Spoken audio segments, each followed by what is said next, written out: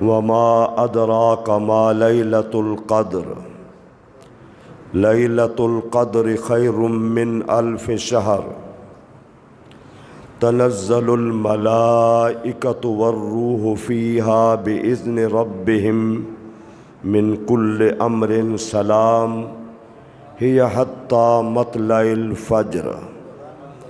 قال النبی صلی اللہ تعالی علیہ وسلم من قام رمضان لیلۃ القدر من قام لیلۃ القدر ایمانا و احتسابا غفر له ما تقدم من ذنبه۔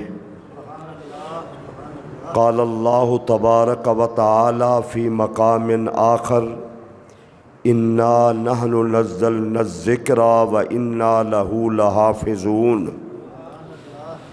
رب اشرح لی صدری ویسر لی امری واحلل عقدۃ من لسانی یفقہوا قولی۔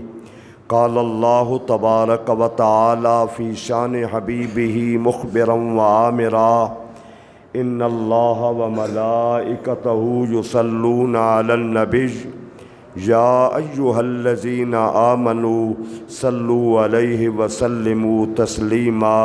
محبت سے، کوئی زبان خاموش نہ رہے، محبت سے پڑھیے۔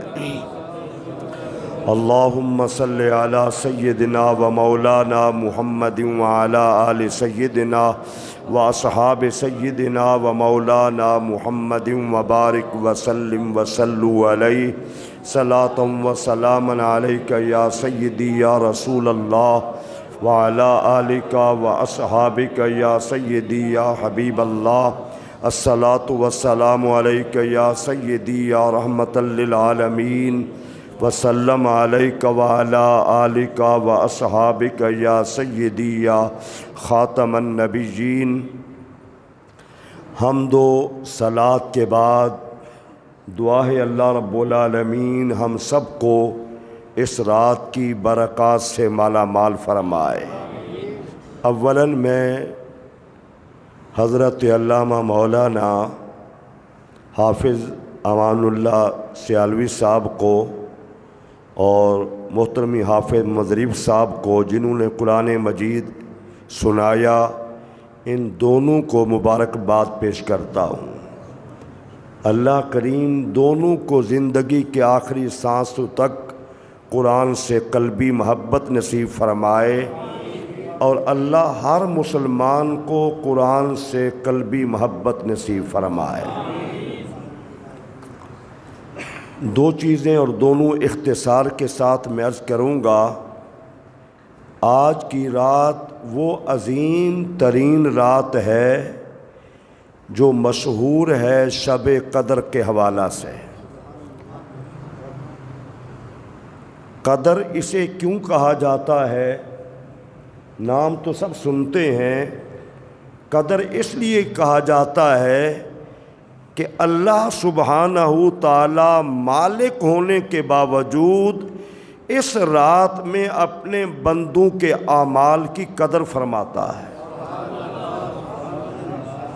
بے نیاز ہونے کے باوجود اسے ضرورت نہیں ہے۔ ایک حدیث میں آتا ہے، حضور نے فرمایا کہ اللہ فرماتا ہے اگر روئے زمین کے تمام انسانوں کے دل اس بندے کی طرح ہو جائیں جو بدترین دل والا ہے، یعنی سب برے ہو جائیں، سب نافرمان ہو جائیں، سب خطا کار ہو جائیں، سب بغاوت پہ اتر آئیں، حضور نے فرمایا اللہ فرماتا ہے کہ میری بادشاہت میں کوئی فرق نہیں آتا۔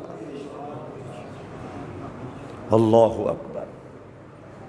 اس کے باوجود اللہ کریم اپنے بندوں کے تھوڑے اعمال کی بھی کیا ہے؟ قدر فرماتا ہے۔ اور دوسرا قدر کا ایک معنی یہ بھی ہے، قدر کے معنی ہے تنگی کے۔ کیا ہے؟ تنگی کے۔ اس رات میں اس قدر ملائکہ کا زمین پہ نزول ہوتا ہے، حضور کی امت میں عبادت کرنے والے افراد کی بخشش کے لیے، ان کے لیے دعا کرنے کے لیے کہ اللہ کی یہ زمین تنگ ہو جاتی ہے۔ یہ وسیع و عریض زمین اتنا وسعت کے باوجود بھی کیا ہے؟ تنگ ہو جاتی ہے۔ قدر کا دوسرا معنی یہ بھی ہے، اور یہ قرآن سے بھی ثابت ہے۔ مثلا اللہ قرآن میں فرماتا ہے اللہ یبسط الرزق لمن یشاء ویقدر، اللہ جس کا چاہتا ہے رزق کشادہ کر دیتا ہے، اور جس کے لیے چاہتا ہے اللہ رزق تنگ کر دیتا ہے۔ قدر کا معنی یہاں تنگی کے معنی میں ہے، کشادگی بھی اللہ کی جانب سے اور تنگی بھی اللہ کی جانب سے۔ تو اس رات کے قدر کا معنی یہ بھی ہے، یہ وسیع و عریض زمین مشرق سے شروع ہوتی ہے، شمال جنوب اور مغرب میں جا کے ختم ہوتی ہے۔ دنیا کو اس کی حدوں کا علم نہیں ہے کہ مشرق کی حد کہاں ہے، مغرب کی حد کہاں ہے، شمال و جنوب کی حد کہاں ہے۔ خلاق کائنات کو علم ہے، لیکن اس رات میں ملائکہ اتنا کثرت سے آتے ہیں کہ زمین تنگ ہو جاتی ہے۔ حضرت عبادہ بن صامت رضی اللہ تعالی عنہ فرماتے، ذرا غور کرنا، چھوٹے بڑے ذرا غور سے سنیں، امت بے خبر ہے، سوئی ہوئی ہے۔ رحمت عالم نے کیا فرمایا؟ شعبان کے آخر میں جو خطبہ دیا، اور خطبے میں حضور نے فرمایا تھا، لوگو تم پر وہ عظیم مہینہ سایہ فگن ہو رہا ہے جس کی ایک رات 1000 مہینوں سے بہتر ہے۔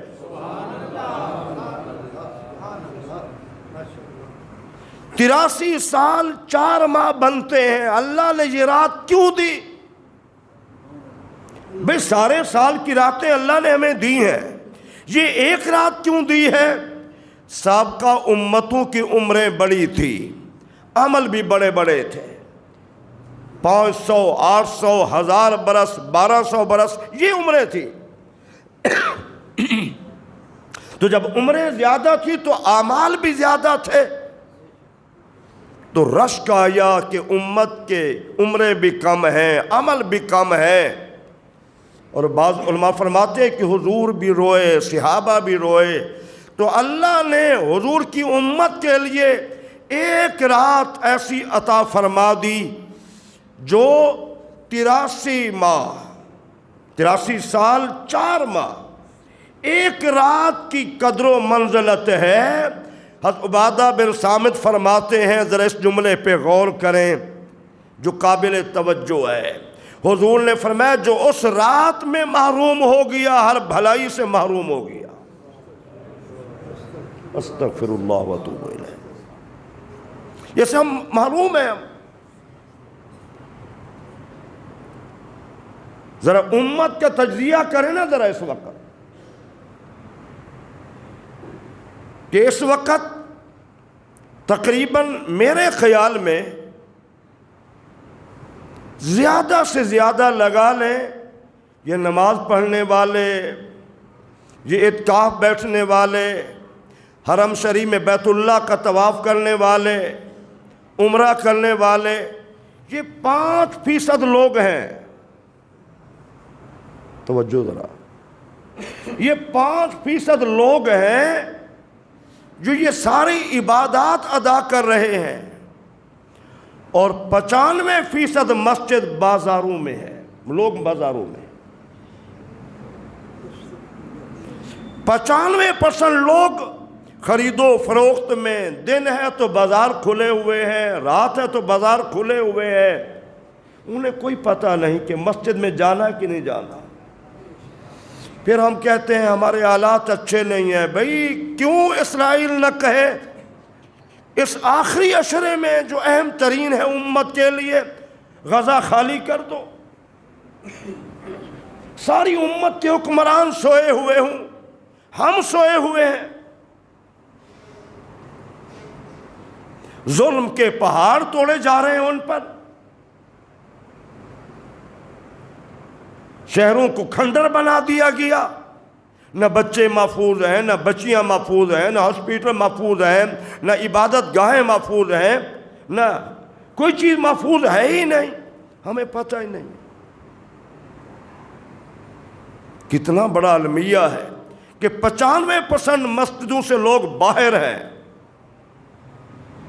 یاد رکھنا جانور بھی کھاتا ہے، پیتا ہے، آرام کرتا ہے۔ آج مسلمان بھی اس ڈگر پہ چل پڑا ہے، اس کو مسجد کا کوئی پتہ نہیں ہے۔ آپ میں سے کئی لوگ ہوں گے یار مفتی صاحب کیا کہہ رہے ہیں؟ بھئی اللہ نے قرآن میں انسانوں کو جانور بھی کہا ہے، جانور بھی کہا ہے۔ اگر مسلمان کو مسجد کا پتہ نہیں ہے، اگر مسلمان کو دین کا پتہ نہیں ہے، اگر مسلمان کو قرآن کا پتہ نہیں ہے، اور یہ راتیں آئیں مسلمان کو پتہ نہیں ہے، مسلمان اور جانور میں کیا فرق ہے؟ بڑے دکھ کی بات میں عرض کر رہا ہوں، ذرا آپ غور فرمائیں کہ پوری امت کو خبر ہی کوئی نہیں ہو کشمیر میں کیا ہو رہا ہے، جمعہ نہیں پڑھنے دیے جا رہے، مساجد میں نہیں روکا جا رہا ہے، فلسطین میں کیا ہو رہا ہے، برما میں کیا ہو رہا ہے، شام اور یمن میں کیا ہو رہا ہے، بوسنیا چیچینیا کوسووا میں کیا ہو رہا ہے، امت کو خبر ہے کوئی؟ تو میرے بھائیوں ذرا غور فرمائیں، رحمت عالم نے فرمایا، حضرت عبادہ بن صامت کہتے ہیں حضور نے فرمایا جو اس رات سے محروم ہو گیا وہ ہر خیر سے محروم ہو گیا۔ ملائکہ اتنا کثرت سے آ رہے ہیں۔ اور پھر ذرا غور فرمائے، سورت کو پڑھیں، انا انزلناہ فی لیلۃ القدر، بے شک ہم نے قرآن مجید کو لیلۃ القدر میں نازل کیا ہے۔ آگے اللہ خود فرماتا ہے وما ادراک ما لیلۃ القدر، تمہیں کیا معلوم کہ قدر کی رات کیا ہے؟ اللہ خود فرما رہا ہے تمہیں کیا معلوم، تم کیا سمجھو، تم کیا جانو کہ قدر کی رات کیا ہے؟ اور پھر اللہ کریم نے خود وضاحت فرما دی لیلۃ القدر خیر من الف شہر، اللہ اکبر۔ لیلۃ القدر شب قدر کی رات کیا ہے؟ 1000 مہینے سے بہتر ہے، بہتر ہے۔ جس رات کو اللہ فرما رہا ہو کہ 1000 مہینے سے بہتر ہے، پھر ہمیں کیا پتا ہو؟ اگر ہمیں پتا ہو تو ہماری یہ صورتحال ہو۔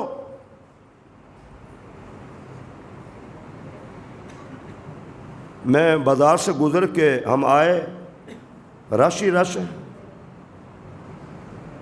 مساجد میں صورتحال ہماری یہ ہے۔ تو قرآن نے صحیح کہا ہے وما ادراک ما لیلۃ القدر، اور تمہیں کیا معلوم کہ شب قدر کیا ہے؟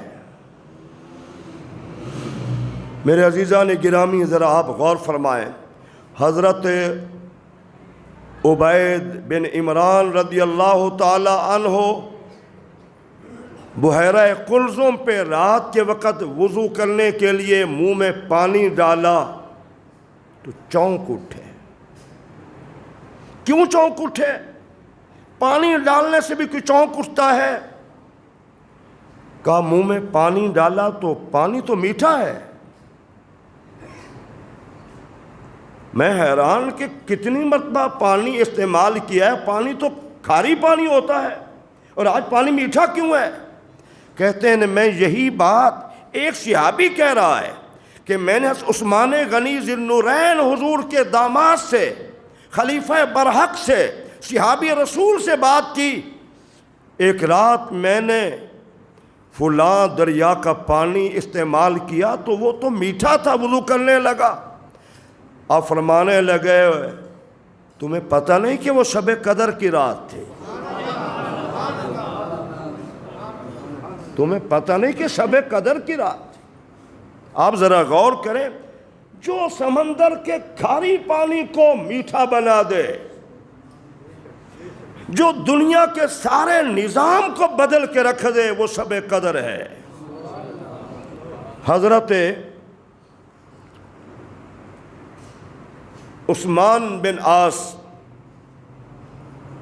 یا عمرو بن عاص ان کا نوکر تھا، خادم تھا، لوگ پہلے خادم رکھتے، وہ کام کاج ان کے سپرد کر دیتے، وہ کشتی بانی کا کام کرتا تھا، مسافروں کو ادھر سے ادھر پہنچا دینا، ادھر سے ادھر لے آنا، پورا سال کشتی چلتی رہتی، لوگ آتے جاتے رہتے، پیسے بنتے رہتے، دن کو بھی رات کو بھی، اگر کوئی آ گیا ٹھیک ہے تو رات کو دریا کے کنارے عبادت۔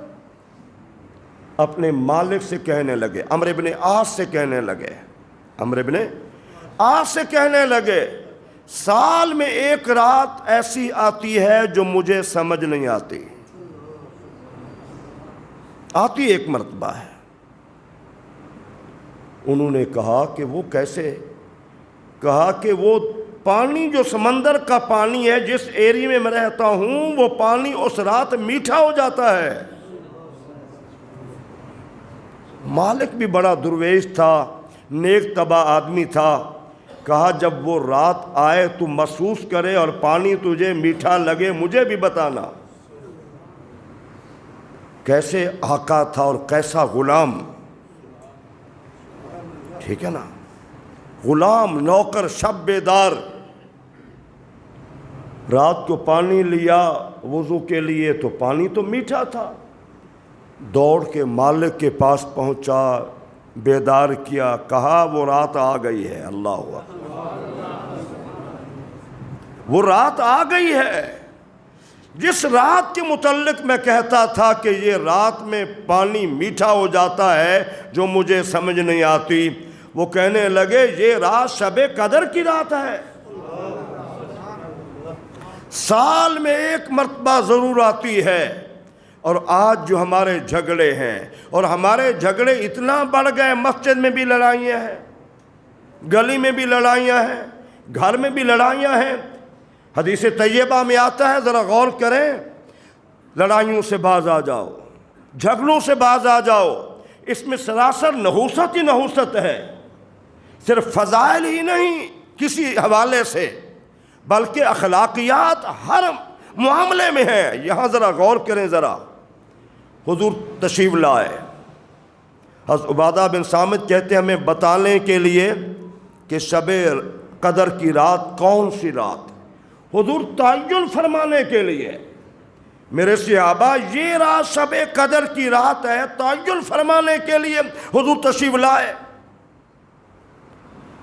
جب پہنچے تو مسجد سے باہر دو بدو لڑ رہے تھے، دو بندے لڑ رہے تھے۔ تو حضور نے کیا فرمایا؟ حضور نے ارشاد فرمایا کہ ان کی لڑائی کی وجہ سے اللہ نے رات کو اٹھا لیا ہے۔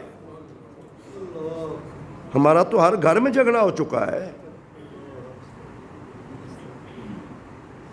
غلط تو نہیں کہہ رہا؟ کہا ان کے جھگڑے کی وجہ سے۔ اب میرے صحابہ ان کو طاق راتوں میں تلاش کرو، 21، 23، 25، 27، 29، ان طاق راتوں میں اس کو تلاش کرو۔ مخفی کیوں رکھا؟ تاکہ میری امت ہر رات میں جاگے، عبادت کرے، اللہ سے معافی مانگے۔ جب وہ کوشش کریں گے، تلاش کریں گے، ہمیں ایک چیز ایک بازار سے نہیں ملتی، اگلی سے نہیں ملتی، اس سے اگلی، ہم ایک چیز کو ڈھونڈنے کے لیے کئی بازاروں کے چکر لگاتے ہیں۔ یار یہ دنیا کی ردی سی چیز ہے، چاہے سونا کیوں نہ ہو، ایک جگہ نہیں ملتی تو 5-10 بازار چکر لگا لیتے ہیں۔ شب قدر کوئی عام سی ہے، آپ سو گئے، مل جائے گی۔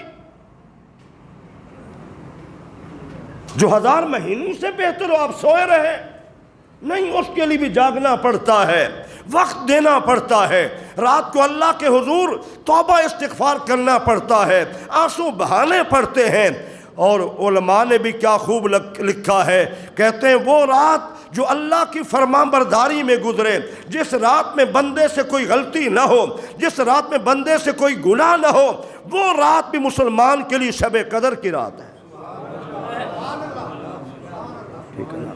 جس رات میں تو نے اللہ کو راضی کر لیا، اپنے اللہ سے معافی مانگ لی، اپنے اللہ کے حضور سجدہ ریز ہو گیا، وہ رات بھی شب قدر کی رات ہے۔ اور شب قدر یاد رکھیں، سابقہ امتوں کو یہ رات اللہ نے نہیں دی، اس امت کے لیے جو اعزازات ہیں، ایک رمضان المبارک اعزاز، ایک قرآن اعزاز، ایک شب قدر اعزاز، سن رہے ہیں نا؟ رمضان مبارک بھی اعزاز، قرآن مقدس بھی اعزاز اور شب قدر بھی اعزاز۔ حضرت موسیٰ کلیم اللہ سے اللہ کریم نے فرمایا میرے کلیم دیکھیے باتیں ہو رہی ہیں کلیم سے، تذکرہ ہو رہا ہے اللہ کی عطا کا، امت ہے حضور اقدس کی۔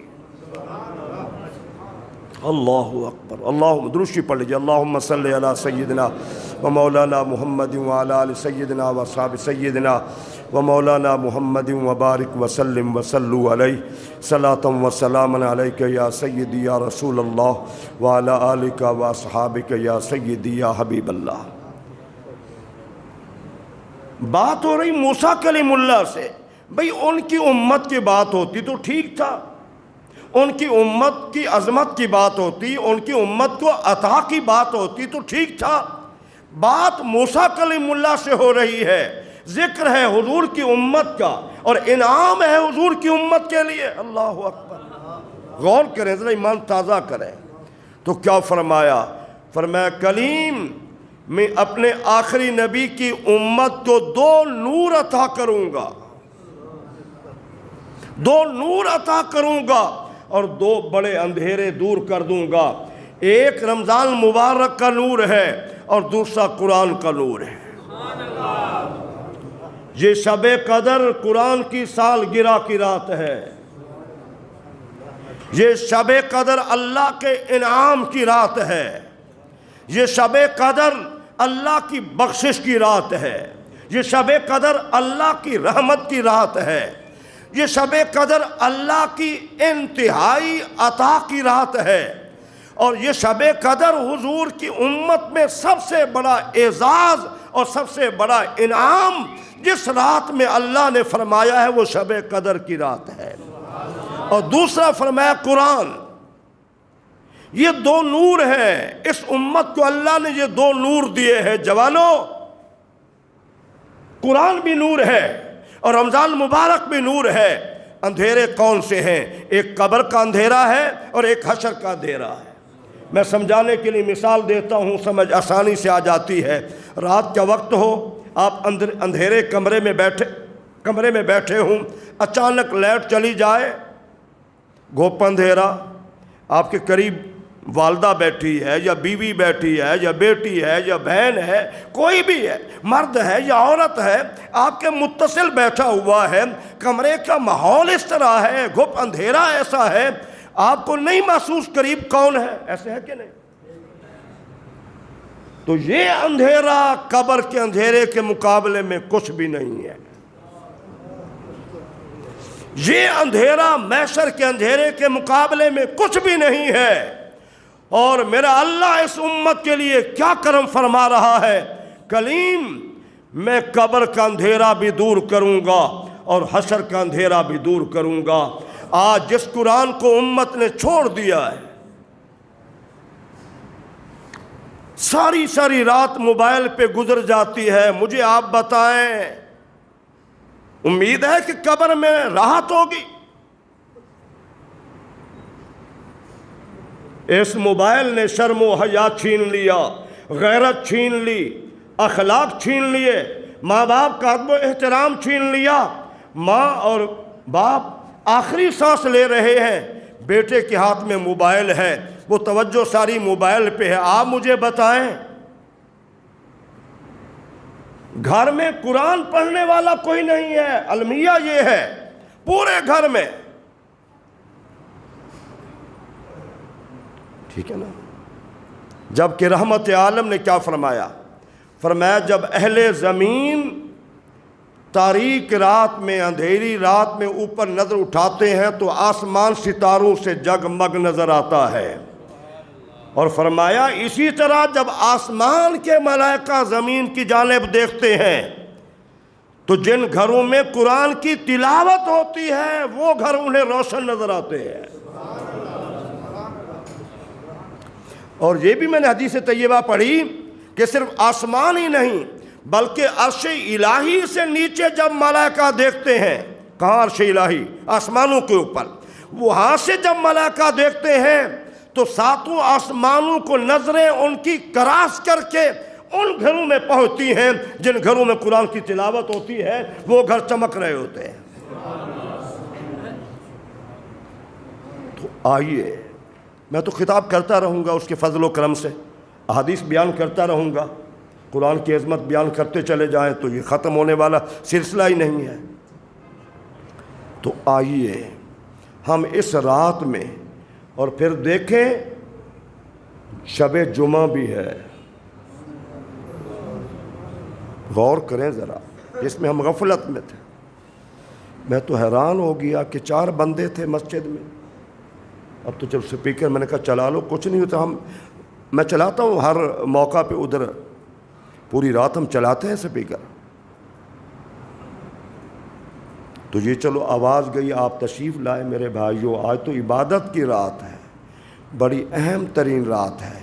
یہی ایک بات ہی سمجھ لیں، فرمایا جو اس رات سے محروم ہو گیا وہ ہر خیر سے محروم ہو گیا۔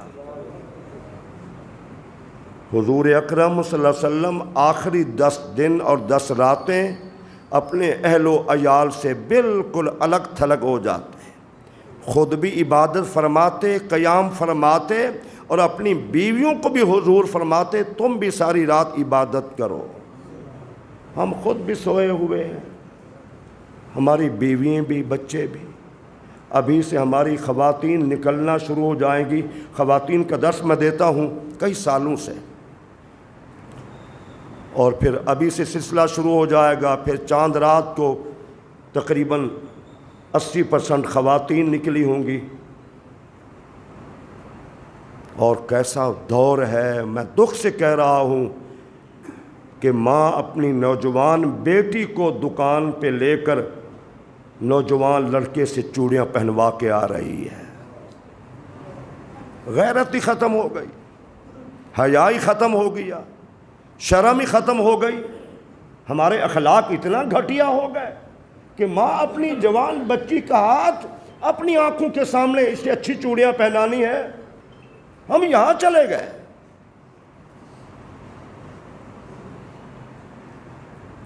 بھی سوچنے والی باتیں ہیں نا، ہم تو اتنا گر گئے ہیں۔ تو یہ راتیں، ایک ایک رات قیمتی ہے، قدر کی رات ہے، عظمت والی رات ہے۔ مساجد کا رخ کرو، مساجد کا رخ کرو۔ رحمت عالم اس حال میں بھی مسجد میں پہنچے ہیں، 2 صحابہ کے کندھوں پہ اس طرح حضور نے ہاتھ رکھا ہوا تھا، اور آپ کے قدم مبارک صحابہ کہتے ہیں اس کے گھسیٹنے کے نشان مسجد نبوی میں پڑے ہوئے تھے۔ یہاں تھوڑی سی کھانسی آئی تو مسجد میں نہیں جا سکتا جی، تھوڑا سا نزلہ ہو جی مسجد میں نہیں جا سکتا جی، تھوڑا سر درد ہے تو مسجد میں نہیں جا سکتا۔ جمعہ پہ ہم آتے ہیں، دوڑ لگا کے آتے ہیں۔ صحابہ تو جمعہ پڑھنے آتے، کئی صحابہ ایسے تھے کہ صبح کی نماز پڑھنے کے لیے آتے تو باقاعدہ تیاری کر کے آتے کہ جمعہ پڑھ کے پھر جاتے واپس، ٹھیک ہے نا۔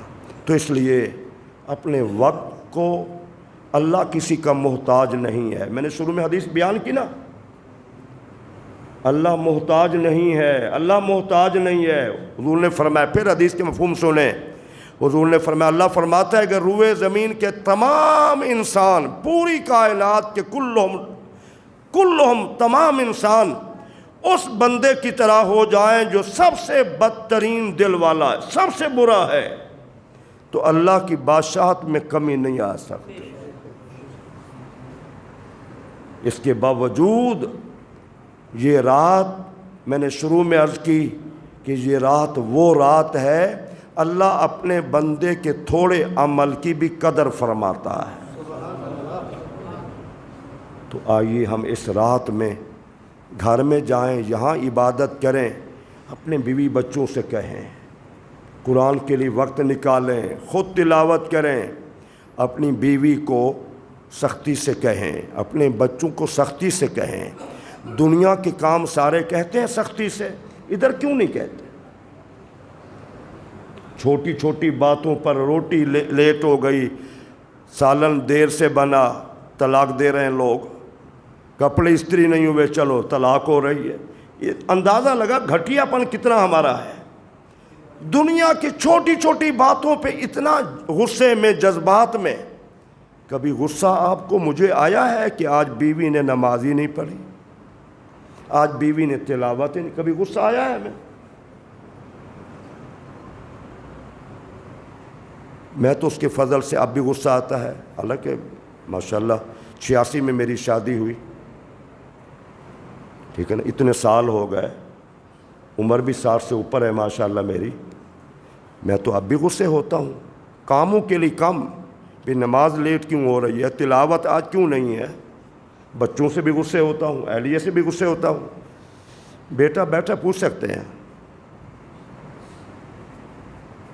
ہم دنیا کے کاموں کے لیے غصے ہوتے ہیں۔ میرے بھائیو، ذرا آپ سے گزارش ہے، اپنے گھر کی طرف جھانک کر دیکھیں، نفرتیں کیوں ہیں، جھگڑے کیوں ہیں، برکت کیوں نہیں ہے؟ گھر میں کام برکت والا ہو رہا ہے،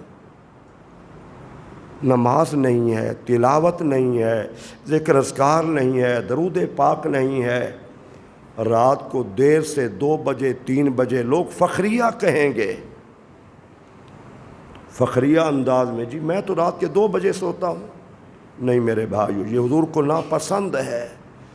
یہ غالباً سال کے قریب ہو چکا ہوگا، میرا ایک جمعہ کا بیان تھا، جلدی سونے سے کیا برکتیں ہیں، نسل میں کتنا برکت ہوتی ہے۔ بکری جلدی سوتی ہے، جلدی اٹھ جاتی ہے، اس کی نسل دیکھیں۔